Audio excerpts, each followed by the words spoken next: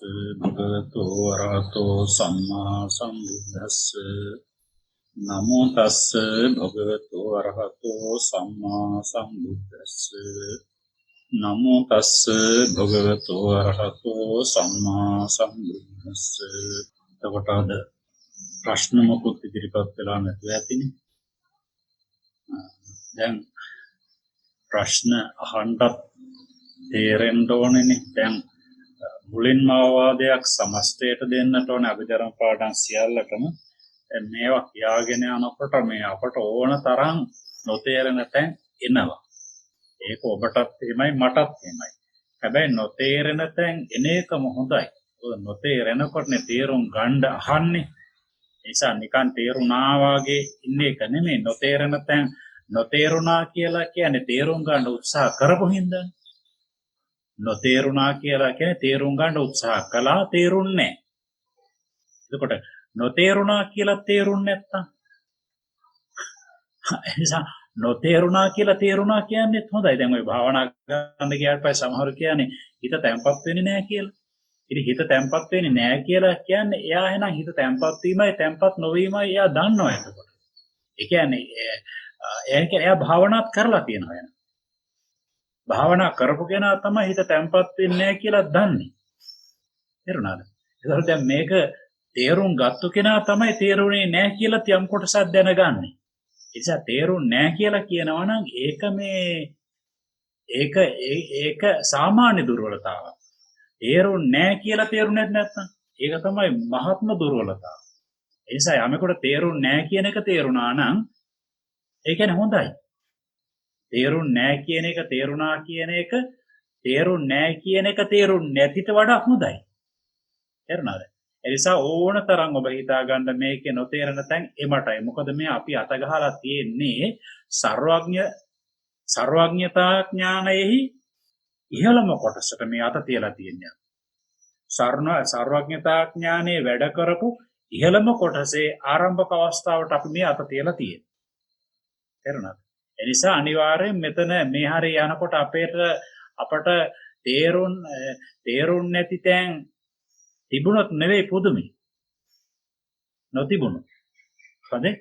ඒ නිසා දැන් අපි එදා ඔබ අහලා තිබුණා පංචද්වාර වර්ජන චිත්තය පිළිබඳව, මනෝද්වාර වර්ජන චිත්තය, පංචද්වාර වර්ජන චිත්ත පංචද්වාරික චිත්ත වීති වල වැඩ කරනවාද කියලා අහලා තිබුණා.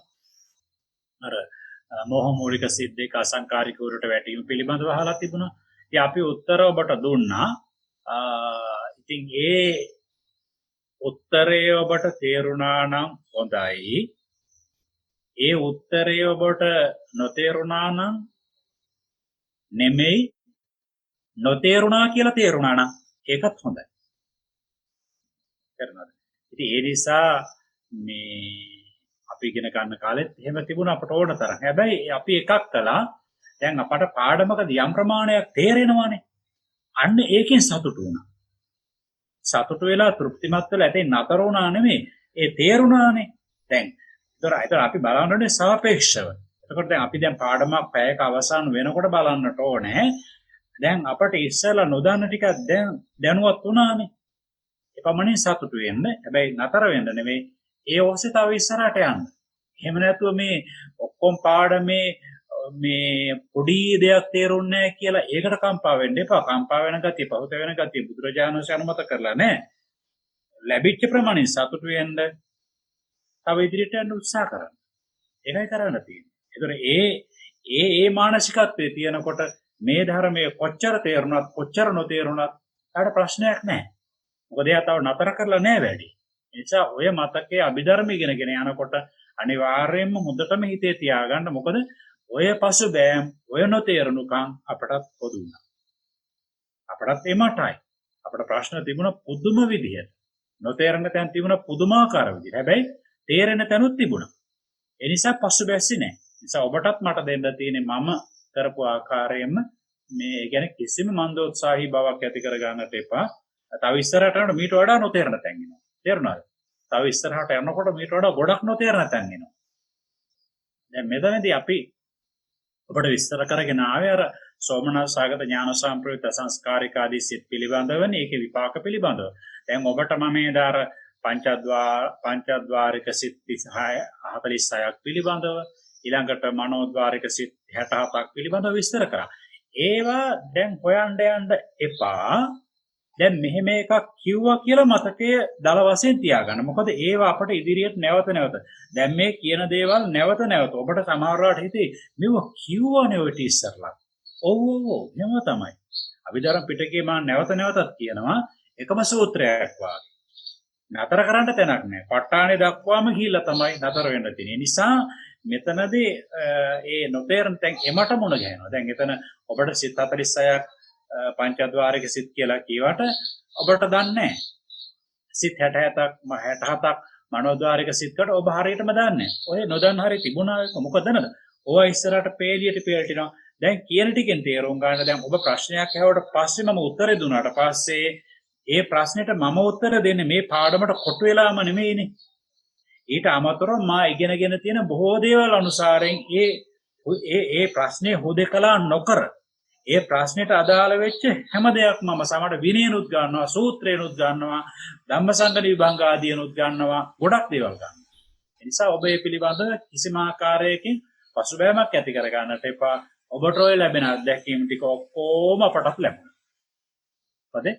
ඒ ඔබට උද්‍යෝගය ඇති වෙන්න, පසුබැසීම නැති කරගන්න නිවැරදි ආකාරයෙන් දුන්නු සමස්ත උපදේශයක්. හරිද? සියල්ලටම. එතකොට මෙතනදී ඔබ තේරුම් ගන්නට ඒ දැන් අපට මෙතන අර සෝමනස්සාගත ඥාන සම්ප්‍රයුක්ත සංස්කාරික ආදී අපි සිත් 8 කියලා ඒ සිත් 8 විපාක ගැන ඔබට කිව්වා. දැන් විපාක සිත් 8 තමයි යන්නේ. හැබැයි විපාක සිත් 8 යනකොට ඔබට මම මුලින්ම කිව්වා මේ කියන කුසල සිත් 8ට මේ සිත් වලට කියන්නේ කාමසෝබන සිත් 8ක් මෙතන. එතකොට ඒ කාමාවචර ඒ විපාක සිත් 8ට ලැබෙන කුසල සිත් 8ට ලැබෙන විපාක සිත් 8 පිළිබඳව මම කිව්වේ එතකොට අපි කිව්වා ඒ කුසල සිත් 8ට සෝමනස්ස සාගත ඥාන සම්ප්‍රයුක්ත සංස්කාරික ආදී වශයෙන් උපේක්ඛා සාගත ඥාන විප්‍රයුක්ත සසංකාරික සිත දක්වා එන මේ සිත් 8ට විපාක 16ක් ලැබෙනවා කියලා මම කිව්වා. ඒ විපාක 16ක් එන්නේ සෝමනස්සාගත ඥාන සම්ප්‍රයුක්ත සංස්කාරික ආදී තියෙනවානේ පළවෙනි සිතයි, දෙවෙනි සිතයි, පස්වෙනි සිතයි, හයවෙනි සිතයි. ඒ සිත් 4 ඥාන සම්ප්‍රයුක්තයි. සෝමනස්ස වේවා, උපේක්ඛා වේවා ඥාන සම්ප්‍රයුක්තයි. ඊළඟට 3යි 4යි 7යි 8යි ඥාන විප්‍රයුක්තයි. ඒ වගේදී මම කිව්වා මේවා නැවත විස්තර කරනවා. ඒ ඥාන සම්ප්‍රයුක්ත වේ වගේ උත්කෘෂ්ඨ මධ්‍යම ඕමක කියලා තියෙනවා.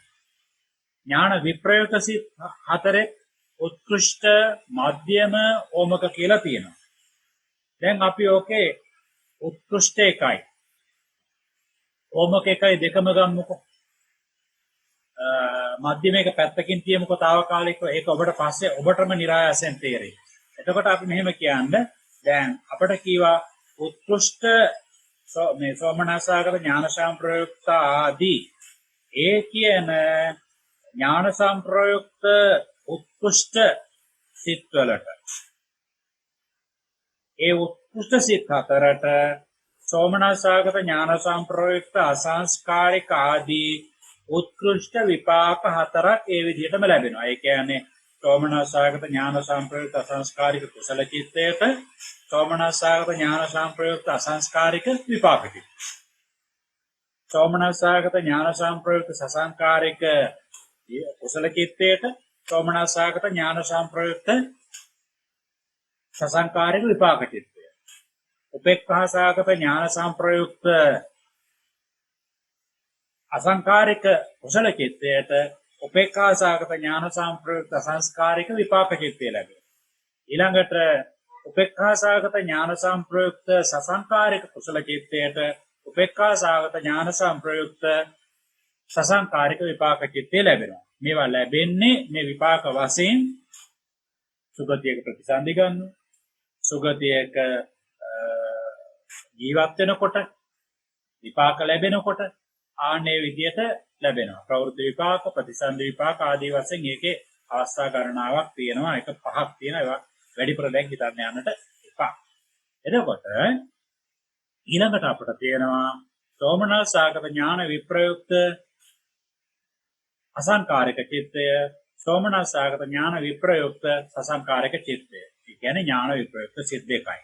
උපේක්ඛාසාගත ඥාන විප්‍රයුක්ත අසංකාරික චිත්තය, උපේක්ඛාසාගත ඥාන විප්‍රයුක්ත අසංකාරික චිත්තය. සංඛ්‍යා වශයෙන් ගත්තොත්, ගණන් වශයෙන් ගත්තොත් 3යි 4යි 7යි 8යි. එතකොට මේ හිතවල කෙලින් මේකෙත් අපි ගන්නවා අර විදියට උත්කෘෂ්ඨ ඕමක විදියට දෙකක් ගන්න. මධ්‍යම එක පැත්තකට දාමුකෝ. එහෙම ගත්තට පස්සේ එන්න ඒ හිතවලට විපාක වශයෙන් ලැබෙනවා අර ඊට සමානවම යන උපේක්ඛාසාගත ඥාන විප්‍රයුක්ත සෝමනස්සාගත ඥාන විප්‍රයුක්ත අසංකාරික කුසල චිත්තයට සෝමනස්සාගත ඥාන විප්‍රයුක්ත අසංස්කාරික විපාක චිත්ත. සෝමනස්සාගත ඥාන විප්‍රයුක්ත සසංකාරික කුසල චිත්තයට සෝමනස්සාගත ඥාන විප්‍රයුක්ත සසංකාරික විපාක චිත්ත. උපේක්ඛාසාගත සිත් දෙකටත් ඒ විදිහට විපාක වෙන ආකාරය. ඒ කියන්නේ 7ටයි 8ටයි විපාකවල 7යි 8යි විපාක වශයෙන් එන්නේ. දැන් ඒක ගත්තට පස්සේ ඒකක් කොහමද එන්නේ? ඒකත් ප්‍රතිසන්දි විපාක, ප්‍රවෘත්ති විපාක කියනකොට ප්‍රතිසන්දි චිත්තේ හැර චුතිය දක්වාම තියෙන සියලු විපාක අපට ලැබෙන ඒවට ලැබෙන්නේ අන්න ඒවා. ඒ කියන්නේ අපි සාමාන්‍යයෙන් ගත්තොත් දැන් ඔය ඥාන සංප්‍රයුක්ත කුසලයක විපාකයක් වශයෙන් ඉපදිච්ච කෙනෙක් සහ ඥාන විප්‍රයුක්ත කුසලයක විපාකයක් වශයෙන් ඉපදිච්ච කෙනෙකුගේ සාමාන්‍යයෙන් මේ ලක්ෂණ දැනගන්න බෑ. ඒ කියන්නේ දැනගන්න බෑ. ඒ සාමාන්‍යයෙන් ඕකේ අර අපට එනවා ඊළඟට මේකත් මතක තියාගන්න. අර ඥාන සංප්‍රයුක්ත කුසල් හිත හතරක් කියවනේ. ඒකේ ඔබට මම කීවා දැන් අර උත්කෘෂ්ඨ ටිකට තමයි ඒහා සමානම විපාක චිත්තය ලැබෙන්නේ. ඒකේ ඕමක කොටසක් වෙනවානේ. ඒ කියන්නේ දානමය පින්කමක්, සීලමය පින්කමක්, සමත භාවනාමය පින්කමක්, කියන්නේ ධානා මට්ටමටපත් වෙලා නැති විදර්ශනා භාවනා කුසලෙත් ගන්නට පුළුවන්. එකක් කාමාවචරයිනේ. එහෙම ගත්තට පස්සේ එන්නේ වාට විපාක වශයෙන් ලැබෙනවා අර විදිහට පොද තැනක් ලැබෙනවා. ඒ සෝමනස්සාගත ඥාන සංප්‍රයුක්ත සංස්කාරික ආදී ඒ සිත් වලට සුදුසු විදිහට ලැබෙනවා. එතකොට හොඳ උත්පත්තියක් ලැබිලා තියෙනවා. ත්‍රි හේතුකයි, පරිපූර්ණයි, අඩුපාඩුවක් නැහැ. ඊළඟට ඒකේ ඉතුරු වෙනවනේ එතකොට අර ඥාන සංප්‍රයුක්ත ඕමක කියලා කොටසක්. අන්න ඒ සිත් පල්ලෙහාම සිත්. හැබැයි පල්ලෙහාම සිත් අර ඥාන විප්‍රයුක්ත උත්කෘෂ්ඨ සිතුත් එක්කලා සමානයි. ඒ කියන්නේ ඥාන සංප්‍රයුක්තයේ පහළම කොටස ඥාන විප්‍රයුක්තයේ ඉහළම සිතුත් එක්ක සමානයි. අන්න ඒ සිත් හතරට තමයි විපාක ලබා දෙන්නේ ඥාන විප්‍රයුක්ත විපාක සිත් හතර. දැන් අපට මෙහෙම හිත නෑනේ පින්වතුනි. දැන් අපි ගත්තොත් දැන් සෝමනස්සාගත ඥාන සංප්‍රයුක්ත අසංස්කාරික කුසල චිත්තයට සෝමනස්සාගත ඥාන සංප්‍රයුක්ත අසංස්කාරික විපාක චිත්තය කියලා ලැබෙනවා. හැබැයි දැන් ඒ හිත්වල ඕමක තත්වයට කුසලය කරන වෙලාවේදී පමණක් ඥානෙ වැඩ කළා, දෙපැත්තෙන් වැඩ කළේ නැහැ. ඒ කුසල චිත්ත වීතීන්ට මුලින් වැඩ කරපු කුසල චිත්ත වීති ඊළඟට අගින් පස්සේ වැඩ කරන අපි කියන්නේ పూర్ව අපර කියලා. ඒ චිත්ත වීති වැඩ කරලා නැහැ ඥාන සංප්‍රයුක්තව. එතකොට ඒක දුර්වල නිසා ඕමක වෙනවා. ඒ වෙනකොට එතකොට එහෙම වුණාට පස්සේ ඒවට දැන් සෝමනස්සාගත ඥාන සංප්‍රයුක්ත අසංස්කාරික උත්කෘෂ්ඨ චිත්තය, සෝමනස්සාගත ඥාන සංප්‍රයුක්ත අසංකාරික ඕමක චිත්තය එහෙම සිත් නැහැනේ. එහෙම සිත් හඳුන්වන්න කිව්වොත් කොච්චර හඳුන්වන්නද? එතකොට ඒ නිසා ඒවට තමයි අන්නාර ලැබෙන්නේ ඒ ත්‍රි හේතුක සිත්වල පහළම නැත්නම් දුර්වලම සහ ද්වි හේතුක සිත්වල ඉහළම. ඒ කියන්නේ ද්වි හේතුක උත්කෘෂ්ඨ, ත්‍රි හේතුක ඕමක, ද්වි හේතුක උත්කෘෂ්ඨ. ඒ දෙක සමානයි. ත්‍රි හේතුකයේ පහළම එක, ද්වි හේතුකයේ ඉහළම එකත් එක්කලා සමානයි. අන්න ඒ සිත් එනවනේ. එතකොට අපට සිත් එතකොට 8ක් එනවනේ. 8ක් එනවනේ. ඒ කියන්නේ සෝමනස්සාගත ඥාන සම්ප්‍රයුක්ත සංස්කාරිකයේ ඕමක. සෝමනස්සාගත ඥාන සම්ප්‍රයුක්ත සසංකාරිකයේ ඕමක. ඊළඟට සෝමනස්සාගත ඥාන විප්‍රයුක්ත උත්කෘෂ්ඨයක. සෝමනස්සාගත ඥාන විප්‍රයුක්ත උත්කෘෂ්ඨයක.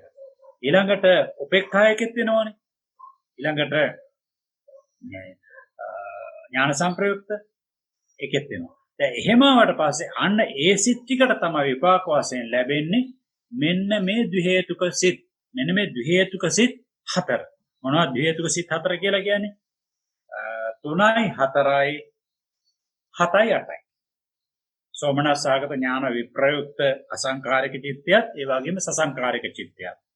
ඊළඟට උපේක්ඛාසගත ඥාන විප්‍රයුක්ත අසංස්කාරික චිත්තයත් උපේක්ඛාසගත ඥාන විප්‍රයුක්ත සසංකාරික චිත්තයත්. එතකොට දැන් මේකේ ඒ ත්‍රි හේතුක ඕමක මධ්‍යම හරි කියමුකෝ. ඒකයි ද්වි හේතුක උත්කෘෂ්ඨය යාවට පස්සේ දැන් ද්වි හේතුකයේ තියෙනවනේ. ද්වි හේතුක සිත් 4 තියෙනවනේ පින්වතුනි. ඕමක නැත්තම් මධ්‍යම අවස්ථාව. අපි දෙකම එකට ගලමුකෝ. පස්සේ අපට ඔකේ අර ඉතා සියුම් විශ්ලේෂණය ගමු. අපි මේ දෙකම එකට ගමුකෝ. ඕමක මධ්‍යම කියලා. ඒ ගත්තට පස්සේ එතන සිත් 4ක් තියෙනවානේ. මොනවද? සෝමනස්සාගත ඥාන විප්‍රයුක්ත අසංකාරික සහ සසංකාරික සිත්වල ඕමක අවස්ථාව. මේ ඥාන විප්‍රයුක්ත ඕමක අවස්ථාව. ඊළඟට උපේක්ඛාසගත ඥාන විප්‍රයුක්ත අසංකාරික සසංකාරික සිත්වල ඕමක අවස්ථාව. අන්න ඒව විපාක දෙන්නේ මොනවද? ඔන්න එක මතක තියාගන්න. දැන් ඒ විදිහට සෝමනස්සාගත ඥාන විප්‍රයුක්ත ඕමක චිත්තය කියලා හිතක් නැහැනේ. අසංකාරිකෙකින් නැහැ සසංකාරිකෙකින් නැහැ. ඊට උපේක්ඛාසගත ඥාන විප්‍රයුක්ත අසංකාරික ඕමක නැත්නම් මධ්‍යම. ඊළඟට උපේක්ඛාසගත ඥාන විප්‍රයුක්ත ඕමක මධ්‍යම කියලා එහෙම මේ සිත් 8 එකක් නැහැනේ. හැබැයි එහෙම සිත් තියෙනවා. මේ බුදුරජාණන් වහන්සේ අපට ඔය සිත් ගැන උගන්වනකොට පින්වතුනි සංක්ෂිප්ත ක්‍රමය, මධ්‍යම ක්‍රමය, විස්තාර ක්‍රමය කියලා 3 ආකාරයක් කියන්නේ. ඒ කියන්නේ සංක්ෂිප්ත ක්‍රමය කියලා කියන්නේ සිත් 89 ක්‍රමය. විස්තාර ක්‍රමය කියලා කියන්නේ සිත් 120 ක්‍රමය. එතකොට මධ්‍යම ක්‍රමය. එතකොට විස්තාර ක්‍රමය කියන එකක් එතකොට එහෙනම් තව තියෙන්න ඕනේ නේ. නැත්තම් සංක්ෂිප්තයි මධ්‍යමයි කියලා එහෙම කියන්න ඕනේ නෑ නේමන. එහෙනම් කෙටි ක්‍රමයයි දිග ක්‍රමයයි කියලා නතර කරන්න තිබුණානේ. දැන් අපට අභිධර්ම උගන්වනකොටම කිව්වේ ඒ විශේෂණයක් අවශ්‍ය කරන්නේ අතිරේක හැසිරීමක් ඇති කල්ලි කියලා කියවනේ. එතකොට දැන් මේකෙදි සංක්ෂිප්ත පිඬු ක්‍රමයට සිත් ගොනු කිරීම, ඊළඟට මධ්‍යම ක්‍රමයට සිත් ගොනු කිරීම, පිඬු කිරීම එහෙම කියවන අනිවාර්යෙන් විස්තර ක්‍රමයට තව එකක් තියෙන්න ඕනේනේ. එතකොට ආන්නේ විදිහට ගත්තාට පස්සේ මේ සිත් 8 තව ප්‍රභේද වලට ඒ සිත්වල උත්කෘෂ්ඨ, ඒ සිත්වල මධ්‍යම, ඒ උත්කෘෂ්ඨ සිත්වල ඕමක කිගේ බෙදි යනවා. එහෙනම් අන්න ඒ විදිහට ගියාට පස්සේ මේ ද්වි හේතුක සිත්වල ඒ ඕමක අවස්ථාව සෝමනස්ස වේවා උපේක්ඛා වේවා. ඒ කියන ඕමක අවස්ථාව විපාක දෙන්න ඕමක ද්වි හේතුක සිත් කියලා විපාක කොටසක් නැහැ. ඒ නිසා ඒ ටික වැටෙනවා කොතෙන්ද? උපේක්ඛාසගත චක්කු විඥාන, උපේක්ඛාසගත මේ සෝත විඥාන, ගාහන විඥාන, જીවහා විඥාන, සුඛසගත කාය විඥාන, සම්පටිච්ඡනේ, සෝමනස්සගත සම්තීරණ, උපේක්ඛාසගත සම්තීරණ. අපි හේතුක සිත්තර කල්ලාතු ඊට පස්සේ මතක් කර ගන්න. මම මේ ටික මේ නැවත වතාවක් ඔබට ආවර්ජනයක් කළේම මට හිතුණා, මට දැනුණා ඔබට ගිය පාර ටිකක් මේ හරියේදී ගැඹුරු බවක් දැනෙන්නට ඇති. ඒකයි. අර සිත් 46 67ක ඔබ මෙහෙම සංඛ්‍යාවක් කිව්වා පංචද්වාරික සිත් 46යි කියලා මනෝද්වාරික සිත් 67යි කියලා කිව්වා. ඒ මතකයේ දැනට තියාගන්න. ඒ මතකයේහි අන්තර්ගතයේ මම ඉදිරි කාලේදී කියලා දෙන්නම්. ඉතින් ඔන්න ඕකේ දැන් අපි අරගෙන මෙතනදී මේ විපාක සිත් ටික පිළිබඳව තමයි මේ කියාගෙන ආවේ. 13 වෙනි පාඩ. දැන් අපි මේකේ මං හිතන විදිහට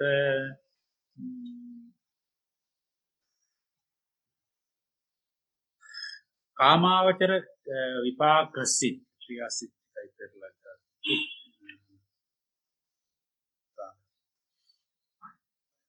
කාමාවචර සහේතුක විපාක සිත් 8. ඒක තමයි අපි නැවතවතාවක් දැන් ආවර්ජනයක් කරන්නේ.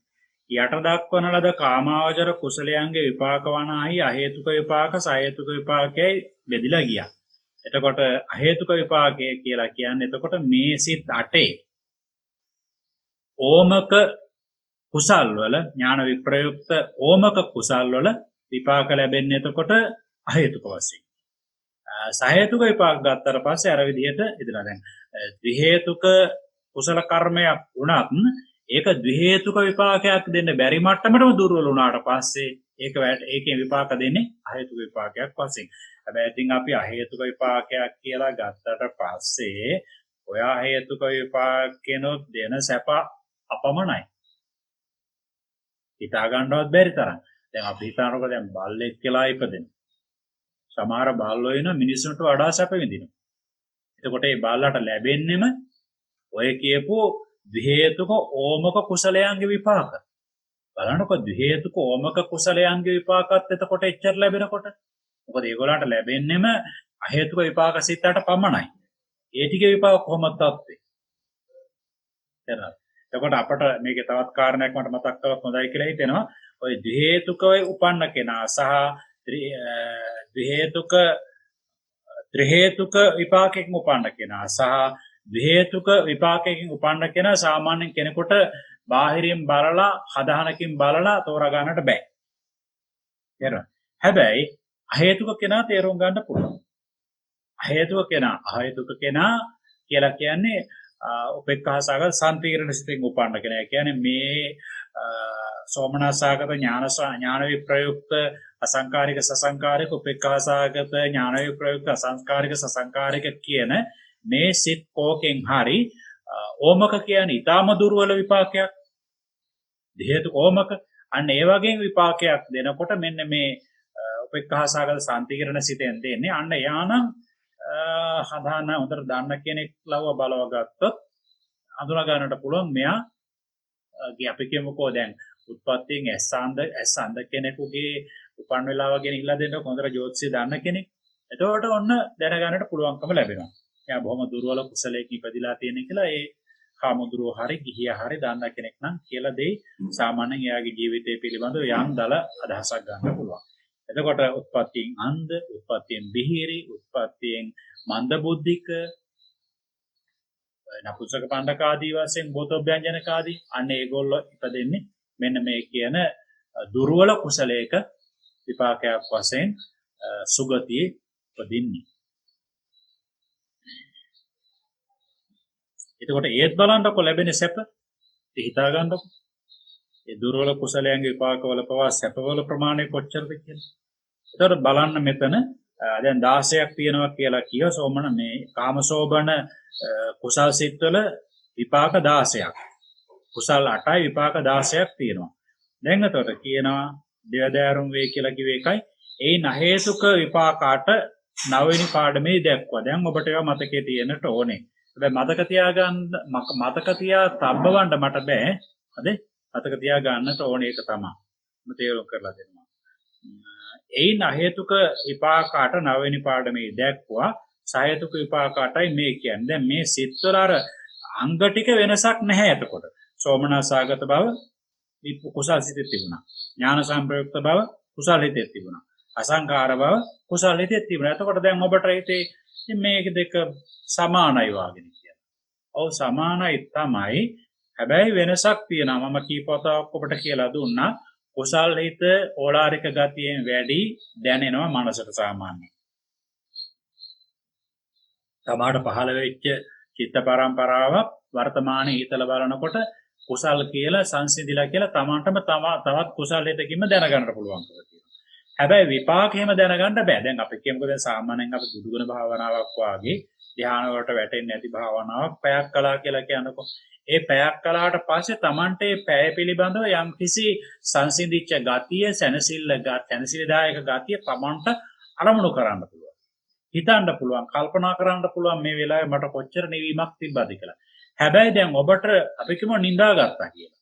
දැන් ඔබට පැයක් නිදාගෙන හිටියාට ඔබට ඒ නිින්දේ කිසිම දෙයක් හින දැක්කොත් ඒක මතක් කරලා වුණා කියයි. හින දකින්නේ ඉතින් විපාකසෙත් නෙවෙයි. ඒතර කුසල හරි අකුසල හරි වැඩ කරනවනේ. හින දකින්නකොට ජවන් වැඩ කරනවනේ.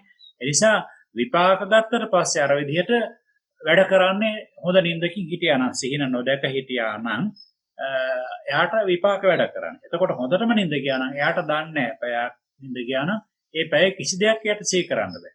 පැය දෙකක් නිින්ද ගියා නම් කිසි දෙයක් සිහි කරන්න බෑ. දැන් අපි කියන වෙලාවකට මේ ඇඳට වැටුණා මොනවා වුණාද මන් දන්නේ නැහැ. උදේ 6 වෙනකල්ම නිින්ද ගිහිලා කියලා කියනවා. මොනවා වුණාද මන් දන්නේ නැහැ කියලා කියනවා. මේ මොකද වෙන්නේ? ආනෙතර මොනවද වෙන කළද?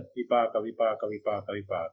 දැන් ඔබ ඉපදිලා තියෙන සෝමනස්සාගත ඥාන සම්ප්‍රයුක්ත අසංකාරික කුසලයක් කරපු එකේ ඒටම අදාළ විපාක සිතෙන් නම් ඒතර ඔබට නිින්ද ගියා කියලා කියන්නේ මේ වෙලාවේ. ඒ කියන්නේ මේක ප්‍රතිසන්දි භවාංග චුති එකටමනේ වැඩ කරන්නේ. එකම හිතක්නේ වැඩ කරන්නේ. එකම හිතක සමාන ඒ කාණ්ඩේවා තමයි වැඩ කරන්නේ. ඒ කියන්නේ දැන් අපි සෝමනස්සාගත ඥාන සම්ප්‍රයුක්ත අසංස්කාරක විපාකයෙන් ප්‍රතිසන්දි ගත්තා නම් ප්‍රබල අරමුණක් නොගෙන ඉන්නකොට භවාංග වශයෙන් වැඩ කරන්නේ. භවාංග වැඩ කරන ගන්න කියන්න බෑ අපට. භවාංග විපාක. දැන් භවාංග දැන් දේ භවංගානි බුද්දස්ස සාරිපුත්තස්ස සෝලස අඤ්ඤේ සම්පන්න සත්තාන ගණනාපි සංඛ්‍යා කියලා. ඒ කියන්නේ කර්ම රැස් වෙන අවස්ථා. නැත්තම් ජවන් වැඩ කරනවනේ අපි. ඒ ජවන් වැඩ කරනකොට අපි කියමුකෝ අපට නම් කුසල් හරි අකුසල් හරි රහතුන් වහන්සේට ක්‍රියා වැඩ කරන්නේ. ඒ අතරතුරේ වැඩ කරන භවාංග කියලා විපාක කියලා විතර දැනට මතක තියාගන්න. ඒ විපාකසිත වැඩ කරන ප්‍රමාණයක් කියන්න බෑ කියන්නේ. දැන් ඔබට තේරෙනවද මගේ කුසලෙත් වැඩ කරා ඔබට සාමාන්‍ය හිතා ගන්න පුළුවන් මෙච්චර වාගේ වෙලාවක් මම භාවනා කරනකොට මට හිත සංසිඳිලා ගියා දැන් කුසල තමයි වැඩ කරේ කියලා ඔබට හිතා ගන්න. හැබැයි ඔබට පුළුවන්ද මට දැන් මෙච්චරලා භවංගසිත වැඩ කරා කියලා දැනගන්න. මෙච්චර වෙලා විපාකසිත වැඩ කරලා කියලා ඔබට හිතා ගන්න පුළුවන්. බෑ. මොකද ඒ තරම් සියුම් මේ. ඒ තරම් සියුම්. ඉතින් ඒකෙදි කියන්නේ බුදුරජාන් වහන්සේට මේ විපාකසිත දෙකක්. කියන්නේ බුදුරජාණන් වහන්සේට විපාකසිත දෙකක් ඊට පස්සේ අර විදිහට කෙලෙම චිත්ත වීති වලට සම්බන්ධ වෙනවා. කියන්නේ භාග්‍යවතුන් වහන්සේ රහත් නිසා ක්‍රියාසිත. අපට කුසල අකුසල කියන පරාසයට බුදුරජාණන් වහන්සේගේ වැඩ කරන්නේ නියෝජනය වෙන්නේ චිත්ත වීති වල ක්‍රියාසිත. විශේෂයෙන්ම ඥාන සම්ප්‍රයුක්ත ක්‍රියාසිත තමයි බුදුරජාණන් වහන්සේට නිසා වැඩ කරන්නේ. එතකොට අන්න බලන්න දැන් අපට ඒ විදිහට අපේ භවංග ගොඩ වැඩ කළා කියලා අපි දන්නේ නැහැ. අපට දන්නේ හිතා ගන්නවද? සාරිපුත්‍ර ස්වාමීන් වහන්සේට ඒතර චිත්ත වේ දෙකක් අතර භවංග වැඩ කරන්නේ 16යි.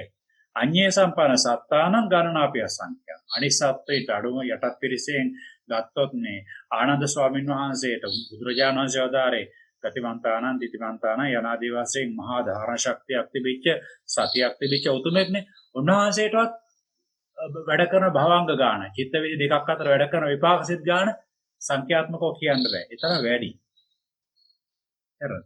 එතකොට දැන් එහෙනම් අපට දැන් කොච්චර භවංග වැඩ කරනවද? දැන් ඔය බල්ලන්ට එහෙම බලන්නකො. බල්ලෝ කොච්චර හරි නිදි. ඇය ගණන් නිදි. ඒගොල්ලන්ට භවංග වැඩ කරනවා වැඩි. ඒ නිසා මම මේ න්‍යායාත්මක පැත්තත් කියලා ඔබට මේ ප්‍රායෝගික පැත්තත් ඇත්තට කියන්නෙම ඔබට පසුබැසීමකින් තොරව ඒ න්‍යායාත්මක පැත්තයි ප්‍රායෝගික පැත්තයි දෙකම. මොකද න්‍යායාත්මක පැත්ත ප්‍රායෝගික පැත්තට සම්බන්ධ කරගත්තේ නැත්නම් අප බලාපොරොත්තු ඉලක්කයට ඒක දායකත්වයක් දරන්නේ කොහොම අඩුවෙන් නැති වෙන්නත් පුළුවන්කම තියෙනවා. ඉතින් ඔන්න ඔය විදිහට මේ සෝමනස්සාගත ඥාන සම්ප්‍රයුක්ත සංස්කාරික චිත්තය ඇතුළු මේ සිතට අර කුසල සිත්වල විපාක අපිට මේක පටන් ගන්නකොටම කීවා ඡායාරූපයක් ගත්තට පස්සේ ඡායාරූපය පිහිටන්නේ අර ගත්තු කෙනාගේම රූපයට සමාන රූපයක් කියලා. හැබැයි ඡායාරූපයයි පුද්ගලයයි දෙකක් නේ. පුද්ගලයයි ඡායාරූපයයි එකක් නෙවෙයිනේ. අන්න ඒ වගේ කුසල් තව එකක් විපාක තව එකක් වෙනස්කම් තියෙනවා. පුද්ගලයාගේ ඡායාරූපේ වෙනස්කම් තියෙනවා. ඒ වගේ තමයි කුසල කර්මයේ ඒහා සමාන ඒකට ලැබෙන විපාකයේ වෙනසක් තියෙනවා. විවිධ වෙනස්කම් තියෙනවා. ප්‍රධාන වෙනස්කම තමයි කුසල් ඕලාරිකයි කලබලයි දැනෙනවා විපාක සියුම් බලක් දැනෙනවා අඩුයි. ඔන්න එතකොට මේ කියන්නේ විපාකසි සාමාන්‍යයෙන් යට දැක්වුණු කුසල් සිත් බඳුයේ රූපයකින් හට ගන්නා සේව නැල්ල බොහෝ සෙයින් ඒ රූපේ ආකාරයෙන් පවත්නාමේනි විශේෂ සැසින් දක්වන්න තියෙන දේ මේකේ කියනවා කියලා ඔන්න කියනවා. මම හිතනවා එදත් මම මේක කිව්වා. නමුත් ඔබට අවුදුරටත් ඒක පැහැදිලි කර දීමටයි මේ ඉක්මනින් කියාගෙන යන්නේ. මෝහ සත්වයන් පිළිබඳ ප්‍රතිසන්දි වශයෙන් භවංග වශයෙන් තදාලම්බන වශයෙන් චුති වශයෙන් කියලා හතර ආකාරයකින් වැඩ කරනවා. එතකොට දැන් ඔබ මේක ගැන මේ ලොකුවට හිතන්න යන්න එපා. තව විස්තර වෙනවා මතුවට. දැන් ප්‍රතිසන්දි වශයෙන් කියලා කියන්නේ අපි කියමුකෝ දැන් සෝමනස්සාගත ඥාන සම්ප්‍රයුක්ත අසංස්කාරික විපාක චිත්තය. ඒ වගේම සසංකාරික චිත්තය. ඒ වගේම උපේක්ඛාසගත ඥාන සම්ප්‍රයුක්ත අසංකාරික චිත්තය සසංකාරික චිත්තය. 1යි 2යි 5යි 6යි. මෙන්න මේ සිත් ප්‍රතිසන්දියක් ලබා දුනොත් එයාට ත්‍රි හේතුක ප්‍රතිසන්දි කියලා. ත්‍රි හේතුක කියලා කියන්නේ අලෝභ, අද්වේෂ, අමෝහ කියන මේ තුනම වැඩ කරා නම් ත්‍රි හේතුක හේතු තුනම වැඩ කරලා. එතකොට අකුසල වලක් තියෙනවද? එතකොට ද්වි හේතුක ප්‍රතිසන්දි කියලා. ඇයි? අපි ගත්තොත් ලෝභ සිත්වල තියෙනවානේ ලෝභයයි මෝහයයි වැඩ කරනවා. ද්වේෂ සිත්වල ද්වේෂයයි මෝහයයි වැඩ කරනවා. එතකොට අකුසල විපාකයෙන් ප්‍රතිසන්දි ගන්නකොට සතර අපාය ආදී ඒ වගේ තියෙනවද? එතකොට ද්වි හේතුක ප්‍රතිසන්දි නැහැ. හේතුව අකුසල සිත් 12ටම විපාක ලැබෙන්නේ අර අහේතුක සිත් 7ක් කිව්වා. ඒ 7 තමයි ප්‍රතිසන්දි දෙන්නේ. ඒ 7ින්ම එක හිතක් තියෙනවා. ඊළඟට මේකේ කියන මේ ප්‍රතිසන්දි භවාංග චුති තදාරම්මන කිව්වේ. ඒ විදිහට වැඩ කරන්නේ ඒ සිත් ටිකමයි. ඒ වගේ හේතු වැඩ කරන්නේ නැහැ. ඒතර ත්‍රි හේතුක කියලා කියන්නේ ඒවා ලැබෙන්නේ මෙන්න මේ සිත් වලට. ඒකට හේතු තුනම වැඩ කරනවා. ඊළඟට එයා ප්‍රතිසන්දියක් ගත්තා කියන්නේ අතර පරිපූර්ණ ජීවිතයක්. ඒ ජීවිතේ පරිපූර්ණ හැම අතින් පරිපූර්ණයි. සුදුජනේ වශයෙන් උනත්. ඊළඟට කියනවා භවාංග කියන එක මම ඔබට කියලා දුන්නා. දැන් කියන්නේ ප්‍රබල ආරම්භයක් නොගෙන ඉන්නකොට හිතේ නිදින කලක් වාගේ පවතින තත්ත්වය. ඊළඟට තදාලම්බන වශයෙන්. තදාලම්බන කියලා කියන්නේ ඔය අපි චිත්ත වීති වලදී ඔක වඩා පැහැදිලි වෙන්නේ. ඇඳලා පෙන්නන්න මට වේලාවගේ අවස්ථාවක් නැහැ. චිත්ත වීති වල වැඩ කරන විපාක සිත් දෙකක්. එකට මතකයේ තියාගන්න යන්තමට වාගේ අතිමහාන්තාරම්මන චිත්ත වීති කියලා මතක තියාගන්න. මම ඔබට සාමාන්‍ය අදහසක් දුන්නොත් ඒ කියන්නේ අරමුණ හොඳට අරන් තියෙනවා ඉක්මනින් හොඳට ප්‍රබලව කියලා කියන්නේ. රූපාදී අරමුණ ඒ වගේ අවස්ථාවකදී මෙන්න මේ කියන තදාලම්බන කියන චිත්තක්ෂර දෙකක් ඒකත් කරන්නේ මෙන්න මේ විපාක සිත් වලින්. චුතිය. ඒතකොට දැන් යම් කිසි කෙනෙක් ප්‍රතිසන්දි ගත්තා නම් සෝමනස්සාගත ඥාන සම්ප්‍රයුක්ත සංස්කාරික සිතෙන් කුසල සිතෙන් සෝමනස්සාගත ඥාන සම්ප්‍රයුක්ත සංස්කාරික කුසල සිතේ විපාකයක් වශයෙන් ප්‍රතිසන්දි ගත්තා නම් එයාගේ චුතිය සිද්ධ වෙන්නේ සෝමනස්සාගත ඥාන සම්ප්‍රයුක්ත සංස්කාරික විපාක සිතින්මයි. රහත් වුණත් බුදු වුණත් චුතිය සිද්ධ වෙන්නේ ඒ විපාක සිතින්.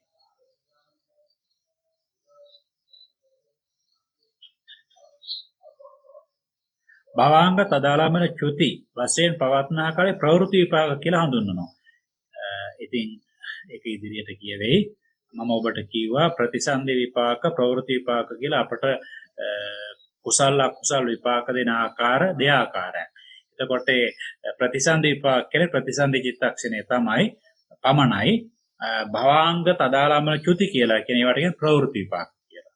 අපට ලැබෙන විපාක කොටස් දෙකකට බෙදෙනවා කියලා මම ඔය ඉස්සෙල්ලා අපට කියලා දීලා තියෙනවා. ප්‍රතිසන්දි නම් අභිනව භවයක පිළිසඳ ගැනීම. හෙවත් භවයකින් භවයක් ගැලපීම. එතකොට ප්‍රතිසන්දි සන්දි කියන්නේ ගැලපීම, ප්‍රති කියන්නේ නැවත. පුනර්භවය කියලා කියන්නේ. ඒ අර්ථේ. භවාංගනම් චක්ෂුරාදී ద్వාර වලින් අරමුණු නොගෙන සිත තැම්පත්ව පැවැත්ම මෙනි කියලා කියනවා. තිබීම මෙනි කියලා කියනවා. ඒතර ඕක අපට කියවනේ අර මකුළු දැලක් හදලා මැදට වෙලා ඉන්නවා කියලා නිහඬව අන්න ඒ වගේ කියලා අපට භවාංග කිව්වා. සිත නොනිදිගත් අවස්ථාව. ඉතින් භවාංග සිත මම ඔය ඉස්සලා කිව්වා අපට දැනෙන්නේ නැති තරමට විතාම සියුම් විපාක සිත. තදාලම්බන නම් චිත්ත වීතීන්හිදී ජවනයේ විසින් ගන්නාලද අරමුණු ගැනීමයි කියලා කියනවා. තදාලම්බන. ඒකත් මම ඔබට දරවාසයෙන් කිව්වා. ඒ මට්ටම මතක තියාගන්න. පසුවට ඔබට මම චිත්ත වීති ඇඳලා මේ පිළිබඳව විස්තර කරනවා වීති පාදයේදී. දැනට තේරෙන්නේ නැති කොටස් එහෙම තියෙන්න ආරින්න. සමහර කොටස් තියෙනවා කොච්චර උත්සාහ කරත් මේ අවස්ථාවේදී තේරෙන්නේ අර ඇඳලා ඉදිරි පාඩම් ඔබට එකතු වෙන්නේ නැතුව. ඒ තැන්වලදී ඔබ ඒක හිතේ තියාගන්න මෙහෙම තැනක් ඉතුරු වුණා. තමන්ගේ පෞද්ගලික පොතක් නම් හයිලයිට් කරලා තියාගන්න. එතකොට උත්තරය ලැබෙනකොට ඔබට මේ ප්‍රශ්නෙටයි තව ප්‍රශ්න ගොඩකට. හැබැයි ප්‍රශ්නේ මතක තියාගන්න එක වටිනවා. එතකොට උත්තරය දෙනකොට ඒක හොඳට දැනෙන ගතිය, තේරෙන ගතිය වැඩි. චුති නම් මේ භාවයෙන් ගිලිහීමයි. චුතිය කියලා අපි සාමාන්‍යයෙන් කියන්නේ ඒක තමයි. ඒ කියන්නේ භවයක අවසාන චිත්තක්ෂණ. එහෙමද? එක භවයක පටන් ගන්න චිත්තක්ෂණයට පටිසන්ධි කියනවා. ඒ භවයෙන් ගිලිහෙන චිත්තක්ෂණයට කියනවා චුති කියලා.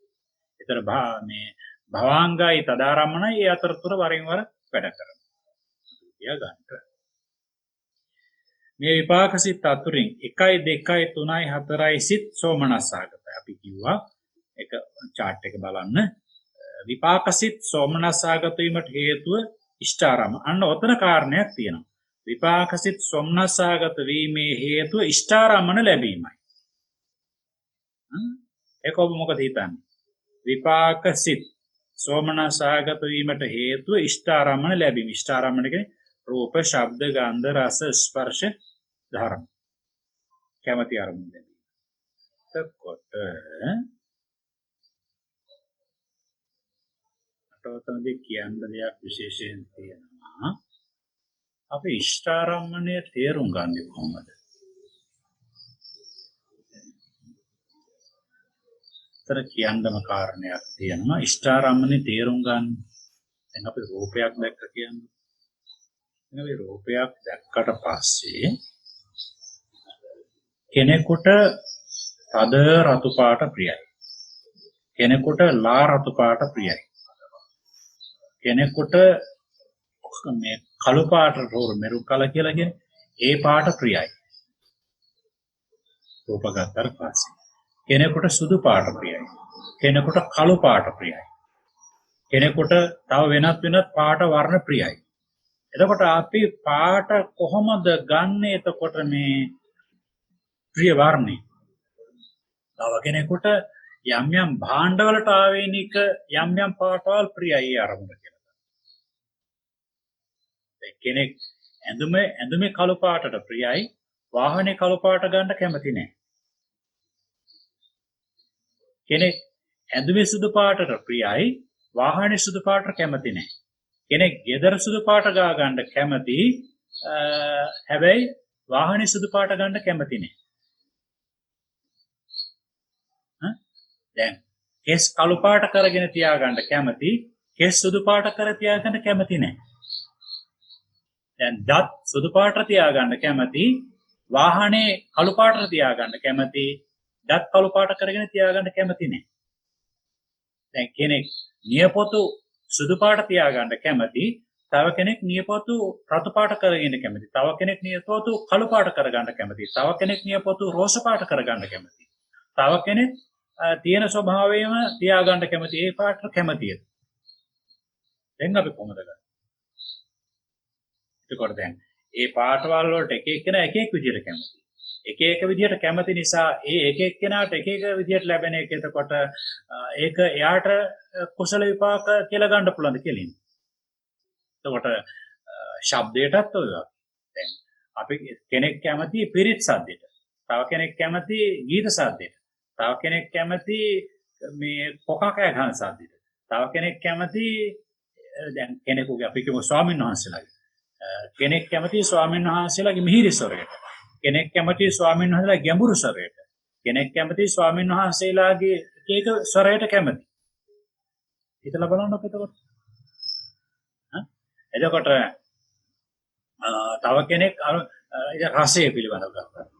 දැන් කෙනෙක් කැමති කණි රසට, කෙනෙක් කැමති ඇඹුල් රසට, කෙනෙක් කැමති සැර රසට, කෙනෙක් කැමති අරක්කු වලට, කෙනෙක් කැමති ඔය විදිහට යනවා. කෙනෙක් කර රසයට කැමති, ගන්ධයට ගන්න.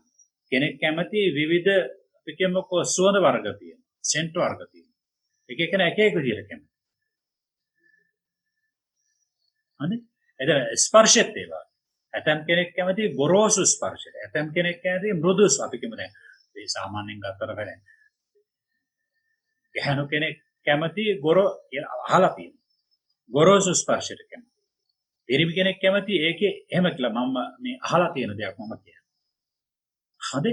එතකොට ඒ අනුව එයාගේ කැමැත්ත අනුවද එතකොට ඒක කුසල විපාකයෙන් ලැබෙන එකක් අකුසල විපාකයෙන් ලැබෙන එකක් කියලා අපි තෝරන්නේ. එහෙම තෝරන්න බෑ. තේරුණාද? දැන් ඔක තවදුරටත් ගත්තට පස්සේ දැන් ඌරෙක් වාගේ සතෙකුට අසුචි ප්‍රියයි. අසුචි දකින්න එක, අසුචි ගන්ධය, අසුචි දිවේ ගෑවෙන එක කැමති ඒ සතා. එතකොට ඉතින් රහතන් වහන්සේ ගත්තොත් එන්නේ රහතන් වහන්සේට අර මේ ලාදු රෝගියගේ ඇඟිල්ල වැටලා තිබුණා බත් එකට පාත්‍රයට ඒක අයින් කරලා වළඳන්න පුළුවන් මට්ටමකුත් තියෙනවා. එතකොට ලාදු රෝගියාගේ ඇඟිල්ල එතකොට රහතුන් වහන්සේට අනුව එහෙමනම් ඒක කුසල විපාකයක් එහෙම නැත්නම් මේ උපේක්ඛාසගත කුසල විපාකයක් කියලා ආවේ. එහෙම කියන්න බෑ. පින්වත්නි ඔන්නෝතන තෝරනකොට ගන්නේ මධ්‍යම ප්‍රඥාගේ තේරීම අනුව. අර ඌරාවාගේ සතා නැත්නම් කෙලෙස් ආතුර වෙලා තියෙන මිනිස්සයා ඊළඟට කෙලෙස් දුරු කරපු කෙනා. හරි? නැත්නම් කෙලෙස් දුරු කරන්න දැඩි වෑයමක් දරන කෙනා. ඒ කෙලෙස් දුරු කිරීමෙම යෙදිලා ඉන්න කෙනා. ඒතර ඒකෙලා ඒ උදවියට අර පිළිකුල් දෙයක් පිළිකුල් නෙවෙයි විදියට දැනෙන්න ගන්නවා. ඒතර අර ඒ කියන්නේ තීක්ෂණ ප්‍රඥා. මන්ද ඒ කියන්නේ අන්ධ ප්‍රඥා කියලා කියන්නේ අර වාක් කෙලෙස් වැඩි කෙනා. එයාව ගන්නෙත් නෑ. මොකද එයාට විකෘති. ඒ කෙලෙස් වැඩි නිසා එයාට විකෘතිය එතකොට. ඒක ගන්නෙත් නෑ. එතකොට එයාට එන්නේ කුසල විපාක අකුසල විපාක කියන එක තෝරන්නට එයාගේ දැක්ම අනුව ගන්නෑ. එයා හිතන ආකාරය අනුව ගන්නෑ. ඒක ධර්මතාව අනුව ගන්න. එහෙමනම් අපි සාමාන්‍ය වශයෙන් ගන්නට ඕනේ. දැන් අපි කියමු දැන් අපේ රූපයක්. අපි ඔවනිකමට හිතලා බලන්න. මම මේ විදිහට ගන්නම්. කතෝලික සිද්ධාස්ථාන ටිකක් කල්පනා කරලා බලන්න. ඒ සිද්ධාස්ථාන වල බලන්න එක්තරා ආකෘතියක් තියෙනවා. දැන් අපේ විහාරස්ථාන ගත්තොත් විහාරස්ථාන 10ක් ගත්තොත් 10 කී ආකාරද කියලා අපිට කියා ගන්න බැහැ. එකක් සුදු පාටින් නිමා කරලා තියෙයි, එකක් කොළ පාටින් නිමා කරලා තියෙයි, එකක් තව පාටකින් නිමා කරලා තියෙයි. හැඩරුව ගත්තත් ඒ වගේ විවිධාකාරයි.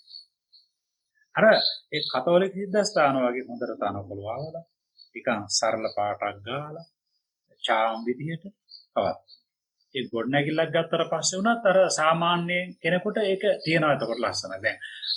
දැන් ඒ නිසා ඕන බලන්න දැන් ඒ වගේ දේවල්. එතකොට අපි එහෙනම් ගන්නට ඕනේ එහෙනම් මධ්‍යස්තව තියෙන රූප, ශබ්ද, ගන්ධ, රස, ස්පර්ශ. මනස ටිකක් කෙලස් දුරු කලේ නැති. කෙලස් වලම ගැලිලා ඉන්නෙත් නැති. මධ්‍යම ප්‍රඥාගේ තේරීම අනුව තමයි ගත යුතු වෙන්නේ. ඔක අපට පේනවා දුප්පත් නෝ රටවල් වලට ගියාට පස්සේ ඒ වගේ හැම දෙයකම තියෙනවා පිළිවෙලක්. ගොඩනැගිලි ඉදි කරන එකම පිළිවෙලක්. ඒ කියන්නේ මොකද හේතුව අර ඉහළ ඉඳලාම ඒ දැනුවත් කිරීම කරලා සකස් වෙලා තියෙන ඒ විදිහට. එහෙම සකස් වෙනකොට ඒ වගේ ඒ වර්ණ දැන් ඉන්දියාවට ගිහිල්ලා අපි බලනකොට තොරන් වගේ හදලා තියෙන දේවල්. කෝවිලකට ගිහිල්ලා බලනකොට තොරන්. හැබැයි බලන්න අර විදිහේ රටවල් වලට ගියාට පස්සේ ගොඩක් භෞතික පැත්තෙන් දියුණු රටවල් වලට ගියාට පස්සේ සෑම ගොඩනැගිල්ලකම වාගේ සෑම දෙයකම වාගේ යම්කිසි තියෙනවා. මොකද එතකොට අර බුද්ධිමත් අය මධ්‍යම බුද්ධිය පිරිපොන් අය ඉන්නවා. ඒ අනුගමනය කරලා තියෙන ඒගොල්ලන්ගේ මඟ පෙන්වන්නේ. ඔන්න ඔය විදිහට තමයි පින්වතුනි රූප, ශබ්ද, ගන්ධ, රස, ස්පර්ශ කියන මේ අරමුණු වල තේරීම ගන්නේ යම් කිසි කෙනෙකුට රූපයක් දකින්න ලැබෙනවා ඒ කුසල විපාකයක්ද අකුසල විපාකයක්ද කියන එක තීරණය කරන ඔන්නෝක තමයි ගන්න. මධ්‍යම ප්‍රඥාගේ තේරීම අරගෙන තමයි එක ඉහළම ප්‍රඥාව දියුණු වෙච්ච කෙනෙකුත් නෙවෙයි කෙලෙස් වලින් බහුල වශයෙන් ආතුර වෙච්ච කෙනෙකුත් නෙවෙයි සාමාන්‍ය මට්ටමේ මධ්‍යම ප්‍රඥාගේ තේරීම අනුව තමයි යාට මේ කුසල විපාකයක් මේ අකුසල විපාකයක් ලැබිලා තියෙන්නේ තෝරා. ඒ කාරණාව මතක තියාගන්න. දැන් මේකදී අපි ඒක මේ කියාගෙන ආවේ. මේ විපාක සිත් අතුරින් 1 2 3 4 සිත් සෝමනස්සාගතයි විපාක සෝමනස්සාගත වීමට හේතු ඉෂ්ඨාරම්මන. විතර ඉෂ්ඨාරම්මන කතාවනේ අපි මේ ආවේ. ඒතර ඉෂ්ඨාරම්මන ලැබීම තමයි මේ විපාක. හැබැයි ඉෂ්ඨාරම්මන ලැබීමයි මේ සිත් සෝමනස්සාගත ලැබීමට හේතුව කියලා කියනවා. හැබැයි ඉෂ්ඨාරම්මන අපට ලැබෙන්නේ සෝමනස්සාගත ආකාරයෙන් කුසල් කරලා. ඒ වර්තමාන හේතුව ඉෂ්ඨාරම්මන ලැබෙන එක සෝමනස්සාගත වීමට හේතුයි කියලා කියනවා.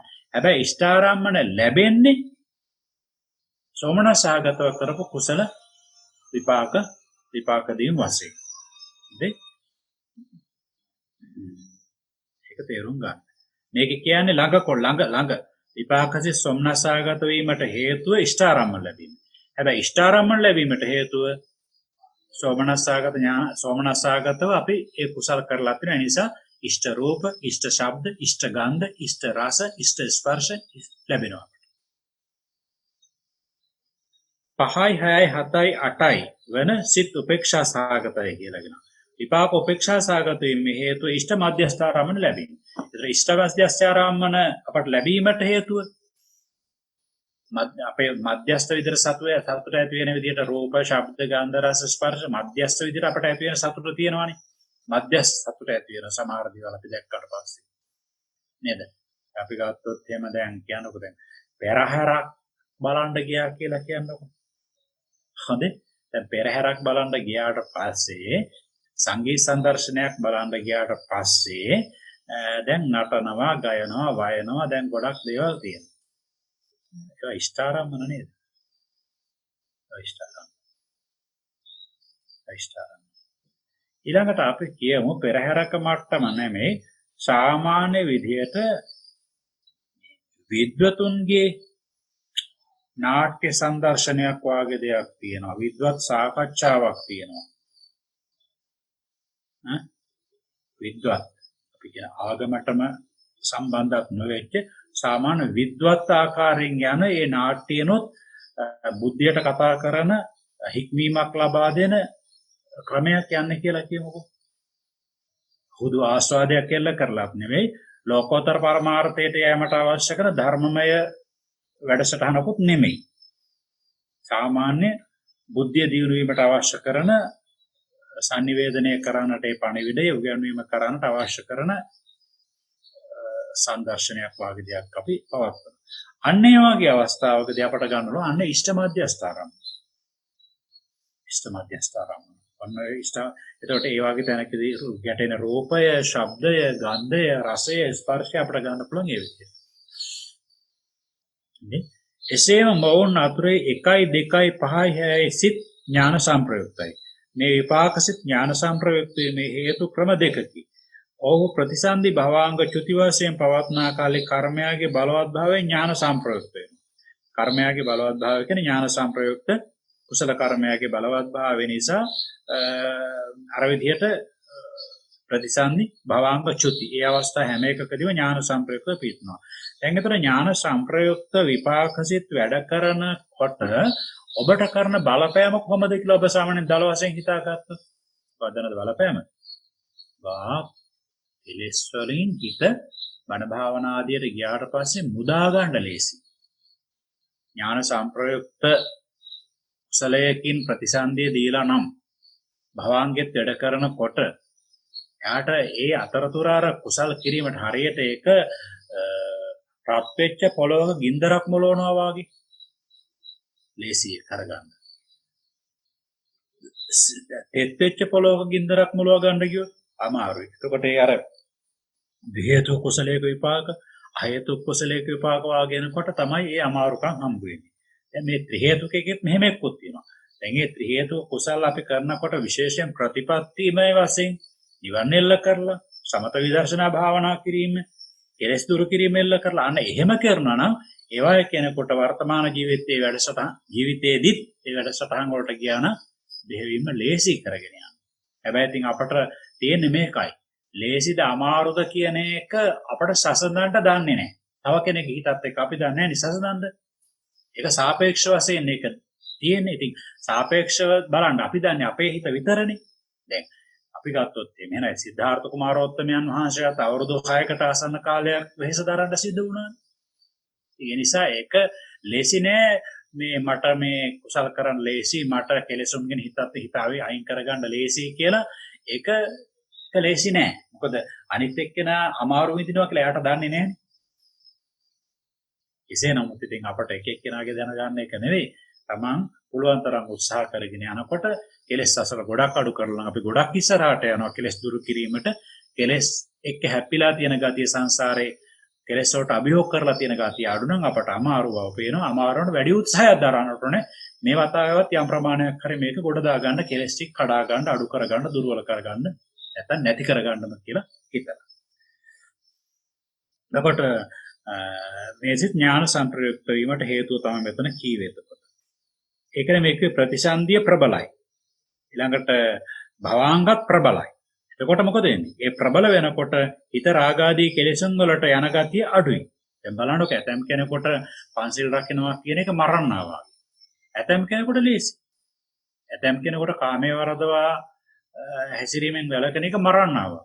ඇතම් කෙනෙකුට ඒක සතුටුයි. ඒකට එයාට සිල් රකින්න එක සැපයක්. අරයට සිල් රකින්න එක කරදරයක්. එයාට සිල් කඩන එක සැපයක්. එහෙනම් මේ කෙලෙස් අඩු කෙනාට සිල් කැඩෙන එක දුක.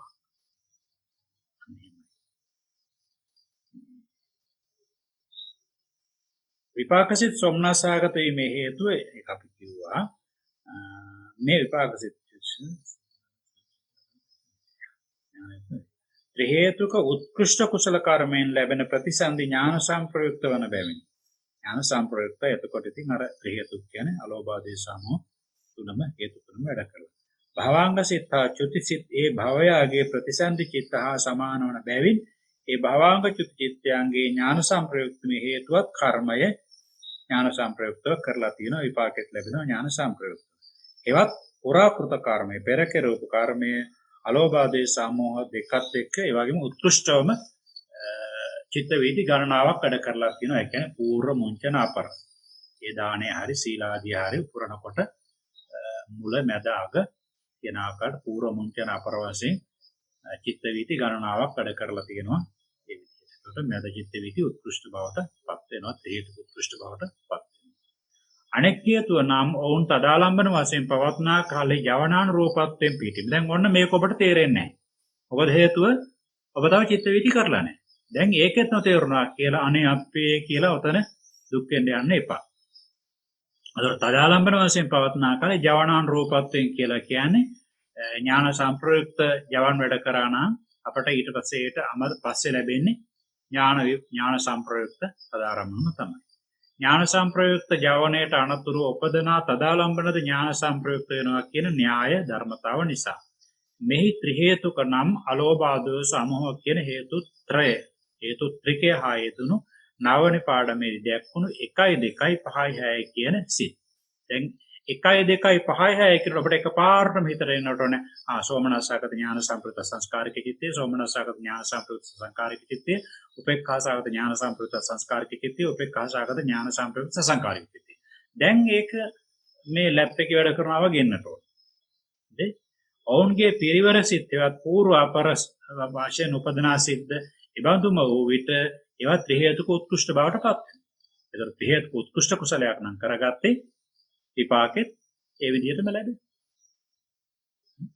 එසේම මේ විපාක සිත් අතුරින් 3යි 4යි 7යි 8යි චිත්තය ඥාන විප්‍රයුක්තයි.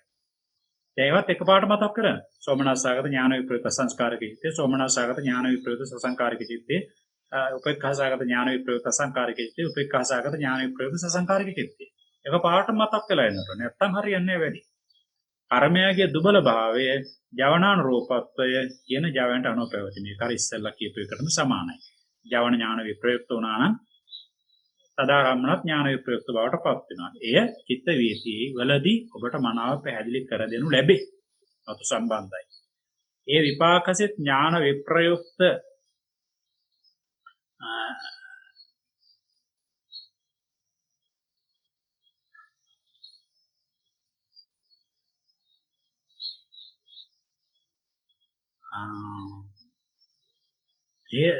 කියන මෙතන ඔහු ප්‍රතිසන්දි භාවං චිත්ත වශයෙන් පවත්නා ඉදිරියට ත්‍රි හේතුක ඕමක කර්මයෙන් හා ද්වි හේතුක උත්කෘෂ්ඨ කර්මයෙන් ලැබෙන ඔය කියන්නේ ත්‍රි හේතුක ඕමක කර්මයෙන් අන්න මම ඔබට කිව්වේ අර මධ්‍යම කියන එක අයින් කරලා ඕමක එක මතක තියාගන්නකො කියලා ඒකයි ත්‍රි හේතුක ඕමක කර්මයෙන් ද්වි හේතුක උත්කෘෂ්ඨ කර්මයෙන් මම කියවනේ ඒතර ත්‍රි හේතුක ඕමක වෙනකොට ඉහළ මේකෙන් පහළම කොටසට වැටෙනවා ද්වි හේතුක උත්කෘෂ්ඨ වෙනකොට පහළ එකෙන් උත්කෘෂ්ඨ මට්ටමට. ඒතර එදෙන ළඟයි එතකොට. ඒක ළඟයි. ඒ නිසා අන්න ඒවට ලැබෙන ප්‍රතිසන්දි භවංග චුති ඥාන විප්‍රයුක්ත බවට පත් වෙනවා එතකොට.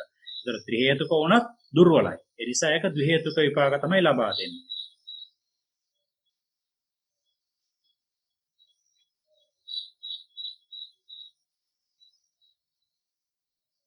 ඊළඟට කියනවා ඔහු තදාලම්බන වශයෙන් පවත්නා කාලේ යවනා රූපව පිටින ඒක අපි අර ඉස්සලාම කියපු ආකාරයේ ත්‍රි හේතුකකට කියපු ආකාරයෙන් න්‍යාය කියන්නේ ඒක චිත්ත වීතිය තමයි පැහැදිලි වෙන්නේ. ඥාන විප්‍රයුක්ත යවණයන්ට අනතුරුව උපදින තදාලම්බන බොහෝ සෙයින් ඥාන විප්‍රයුක්ත වෙනවා. අන්න එතන කාරණයක් අපට කියයි බොහෝ සෙයින් කියලා. බොහෝ සෙයින් ඒ කියන්නේ ඊට වඩා වෙනස් වෙන අවස්ථාත් කලාතුරකින් ඒ සම්භාවිතාවක් තියෙනවා.